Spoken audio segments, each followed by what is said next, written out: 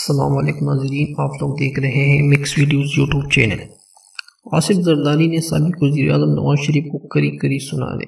تونسا میں میڈیا سے گفتگو کرتے ہوئے آصف زرداری نے سابق وزیر اعظم نواز شریف کو کری سنا دی۔